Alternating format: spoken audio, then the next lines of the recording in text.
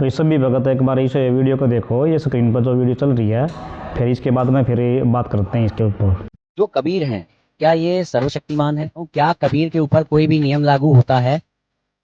तो जी के ऊपर कोई नियम लागू नहीं होता। क्या कबीर अवतार ले सकता है?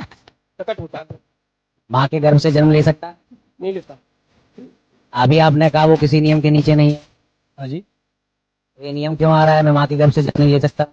नियम जिसने सब कुछ बनाया हो, जिसने जीव को बनाया हो, तो वो जीव की तुम परमात्मा की उत्पत्ति कैसे हुई? जी को तो परमात्मा कहते हैं, जो कोई ना कर पाए जो कर पाए।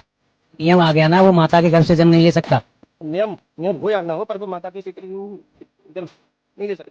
तो आपने कहा नियम लागू नहीं होता, फिर आपने कहा माता के गर्भ से जन्म नहीं ले सकता, तो नियम लागू हो या ना? तो यानी कि आपका जो कबीर है वो नियमित है। क्या कबीर है जो वो सर्वशक्तिमान हैं? तो इसमें ये जो संत रामपाल जी के शिष्य हैं, ये सही जवाब दे रहे हैं। भाई कबीर परमात्मा सर्वशक्तिमान है, संसार की उत्पत्ति करने वाले वही हैं।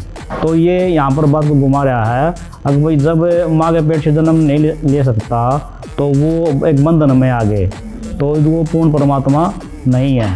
जबकि इस मूर्ख को इतना ज्ञान नहीं है कि जो माँ के पेट से जो जन्म लेंगे वो परमात्मा हो ही नहीं सकते, क्योंकि वो संयोग से, दूसरे के संयोग से बने हैं। उसका निर्माण करने वाले दूसरे हो गए और अन्य पुरुष हो गया उसका निर्माण करने वाले। जिसका निर्माण करने वाला अन्य पुरुष है, तो वो सर्वशक्तिमान कैसे हुआ? अब इसमें इतनी अकल नहीं है।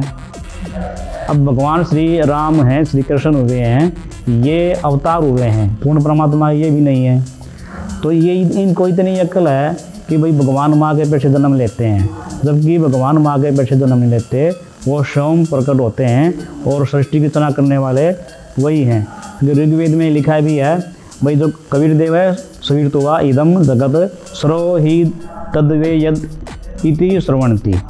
इसमें कहा कि जो कबीर परमात्मा है वो सबकी रचना करने वाले वही हैं और सबके ध्यान करने वाले वही हैं। सबका सबकी मनोकामना, श्रवणती मतलब सबकी सुनने वाले कबीर परमात्मा ही हैं। एक और यजुर्वेद में भी आता है कि न तस्य माता न पिता न कश्यप, कि उस परमात्मा के न कोई माता है और न कोई पिता है। तो गीता जी में भी कि नैनम कीदत वेदते न चैव न चान्य, वह न जन्म लेता है और न मरता है। तो ये कबीर परमात्मा हैं, ये न जन्म लेते हैं और न इनकी मृत्यु होती है। ये जब प्रकट होते हैं तो शिशु के रूप में प्रकट होते हैं, और जब इस पृथ्वी से जाते हैं तो सह शरीर चले जाते हैं। तो ये कबीर परमात्मा हैं जो अविनाशी हैं। यहाँ शरीर तो दान करते हैं, लेकिन उनका शरीर मनुष्य जैसा नहीं होता, उनका शरीर अलग होता है। इसलिए वेदों में भी उसको जो बताया है, ये माता पिता के संयोग से परमात्मा उत्पन्न नहीं करते। फद्दू है तू फद्दू है।